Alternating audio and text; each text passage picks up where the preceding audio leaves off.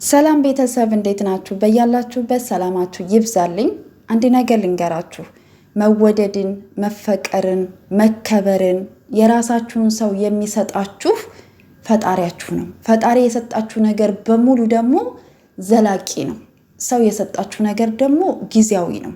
ፈጣሪ ያገናኘውን ደግሞ ሰው ሊለየው አይችልም። አንዳንድ ነገሮች እያየው ነበረ በሀይሚዬና በብሩኬ ዙሪያ ማለት ነውና በእነሱ መሀል ክፍተት እንዲፈጠር የሆነ ችግር ለመፍጠር በጣም የምትጥሩ ሰዎች አላችሁ። ጥላቶች ናችሁ፣ አፍቃሪዎች ናችሁ። እኔ አላቅም። እግዚአብሔር ልቦና ይስጣችሁ። አፍቃሪዎችም ከሆናችሁ አንድ ልብን ብቻ ነው ማፍቀር የሚችለው። አንድ ሰው ለአንድ ሰው ነው የተፈጠረው። ገባችሁ አይደለ? እናንተ በእነሱ መሀል ክፍተት ለመፍጠር የምትሄዱ ከሆነ እናንተ ጊዜያችሁን ነው የምታባክኑት።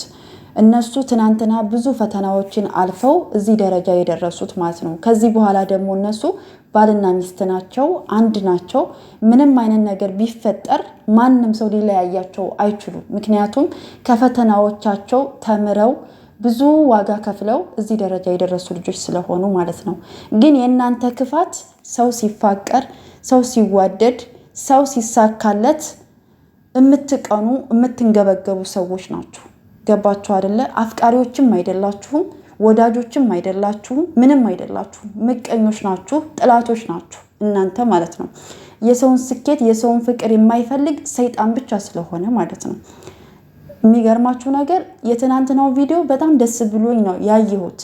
የሆነች ቦታ ብሩኬ እኔና ሀይሚ ፍቅራችንን ከተገላለጽን በኋላ በጣም ብዙ ነገሮች እየመጡ ነው፣ ብዙ ነገሮች እየደረሱኝ ነው፣ ብዙ ነገሮች እያየሁ ነው። ከዚህ በኋላ ፈተናዎች ሊመጡ ይችላሉ፣ ግን በአንድ ሁነን እንወጣቸዋለን ምናምን ሲል የሆነ ማርያምን ነው የምላችሁ ውስጤን ነው እንትን ያለኝ ማለት ነው። እና ለምንድን ነው በዚህ ልክ ሰውን ለማለያየት የሆነ ክፍተት ለመፍጠር የምትጥሩት? የራሳችሁ ህይወት የላችሁም? የራሳችሁን ህይወት አትኖሩም? ከነሱ ህይወት አትወጡም? ሚዲያ ላይ የሚታዩአችሁ እነሱ ብቻ ናቸው እንዴ? እነሱ እኮ ሰርተው ጥረው ግረው ነው እዚህ ደረጃ የደረሱት። ገባችሁ አይደለም? ጥቅም አይደለም ያስተሳሰራቸው።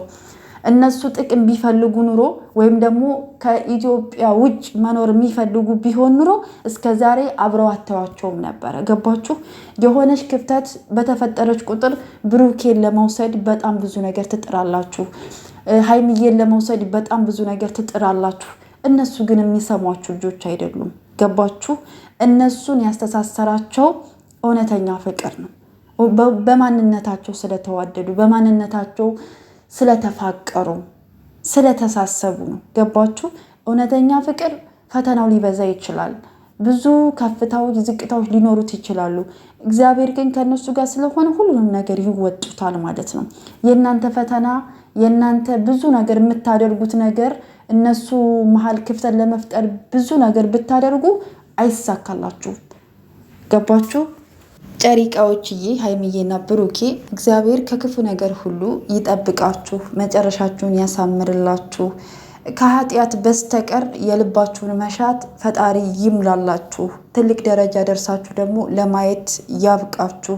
እናንተ ለብዙዎች አስተማሪ ናችሁ፣ ለልጆቻችሁ ተምሳሌት ናችሁ፣ ጥሩ አባት ጥሩ እናት ናችሁና እግዚአብሔር የልባችሁን መሻት ሁሉ ይፈጽምላችሁ። ከክፉ ሰዎች ከምቀኞች ፈጣሪ ይጠብቃችሁ። በእውነቴን ነው የምላችሁ። እናንተ ልባችሁ ንጹህ ነው፣ በጣም መልካም ሰዎች ናችሁ። እንጃ እናንተን የምገልጽበት ቃላት የለኝም። የእውነቴን ነው የምላችሁ እና ከእናንተ ብዙ ነገር አይተናል፣ ብዙ ነገር ተምረናል፣ ብዙ ነገሮችን ደግሞ ረስተንባችኋል። በስደት ዓለም ውስጥ ያለን እህቶች ታውቁታላችሁ የምናሳልፈውን ህይወት ማለት ነው እና እነሱን ስናይ ከነሱ ቪዲዮ ብዙ ነገር ያየነው ነገር አለና ብዙ ነገርም ተምረንባችኋል እና እግዚአብሔር ከክፉ ነገር እንዲጠብቃችሁ። ከዚህ በኋላ ደግሞ የሚመጡ ችግሮችም ካሉ ደግሞ አንድ ሁናችሁ በመተማመን በመፈቃቀር በማውራት አብራችሁ ችግራችሁን ቀርፋችሁ አንድ ሁናችሁ ጥላታችሁን ቅጥል እንድታደርጉት ብቻ ነው የምፈልገው። እኔ ሌላ ነገር ምንም አልፈልግም። መልካም ጊዜ ይሆንላችሁ ውድ ቤተሰቦቼ። ላይክ ሼር አድርጉልኝ፣ ሰብስክራይብ አድርጉልኝ። መልካም ጊዜ ጨሪቃዎችዬ፣ በጣም እወዳችኋለሁ። እህቶቼን በያላችሁበት ሰላማችሁ ይብዛልኝ። በጣም እወዳችኋለሁ። መልካም ጊዜ ይሆንላችሁ። ፍቅሩንም ሰላሙንም መድኃኔዓለም ይስጣችሁ። አሁንም ደግሜ የምለው ምቀኛ ጥላት ፈጣሪ ከምድረ ገጽ ያጥፋችሁ። ሌላ ምንም አይደለም። ምቀኞች፣ አስመሳዮች ማለት ነው። ሞት እያለ ክፋት ይባላል አይደለ? ስለዚህ እባካችሁ ከሰው ህይወት ውጡ። እኔ የእውነቴን ነው የምላችሁ። እንዲሁ የሰውን ህይወት የምትበጠብጡ ሰዎች ማለት ነው።